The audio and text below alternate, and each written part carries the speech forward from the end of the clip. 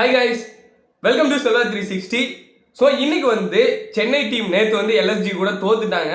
So already லக்னோவிலையும் தோத்துருந்தாங்க, லக்னோவிலையும் நம்மளை முடிச்சிட்டாங்க. அதே மாதிரி சென்னை ஸ்டேடியத்திலையாவது எங்கள் ஹோம் கிரவுண்டுக்கு வாங்கடா, நாங்கள் வந்து அங்கே 3 மேட்ச் ஜெயிச்சு வச்சிருக்கோம், இங்கே வந்து எங்களை ஜெயிச்சு பாருங்க அப்படின்னு சொல்லிட்டு சொல்லும்போது இங்கேயுமே வந்து சென்னையை லக்னோ காலி பண்ணிட்டாங்க அப்படின்னு தான் சொல்லணும்.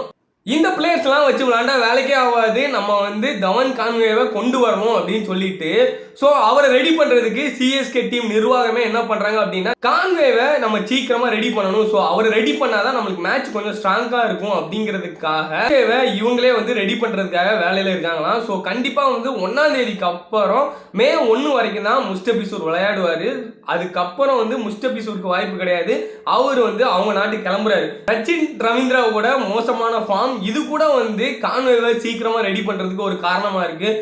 ஸோ சச்சின் ரவீந்திரா வந்து ஓப்பனிங் இறங்கினாரு, ஃபர்ஸ்ட் ஒரு 2 மேட்ச் நல்லா அடித்த மாதிரி இருந்துச்சு, அதுக்கப்புறம் வந்து அடிக்கவே இல்லை ஒழுங்கா.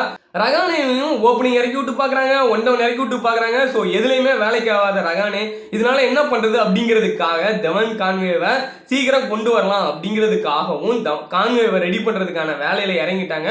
கான்வே வந்ததுக்கு அப்புறம் டீம் கொஞ்சம் ஸ்ட்ராங்காக இருக்கிற மாதிரி தான் இருக்கும், இருந்தாலும் பவுலர் கையில் தான் மேட்சே இருக்குது. ஏன்னா இம்பாக்ட் பிளேயர் அப்படிங்கிற ஒரு ரோல் வந்ததுக்கு அப்புறம் பேட்ஸ்மேனையும் தாண்டி அந்த ஒரு டீம் வின்னிங் ஃபேக்டர் அப்படிங்கிறது பவுலர் கைக்கு போயிடுச்சு.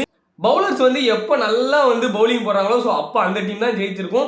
டாஸும் பவுலர் கையிலையும் தான் இந்த ஐபிஎல் இருக்கு அப்படிங்கிற மாதிரி தோணுச்சு. தவன் கான்வேவை ரெடி பண்ணி கூப்பிட்டு வந்துட்டாங்க அப்படின்னா சச்சின் ரவீந்திராவுக்கு பதிலாக அவரை இறக்கி விட்டுருவாங்க. ஸோ அதுக்கப்புறம் ஓரளவுக்கு ஒரு சின்ன சின்ன சேஞ்சஸ் பண்ணி கண்டிப்பாக சென்னை ஜெயிச்சிருவாங்க அப்படிங்கிற மாதிரி தான் தோணுது.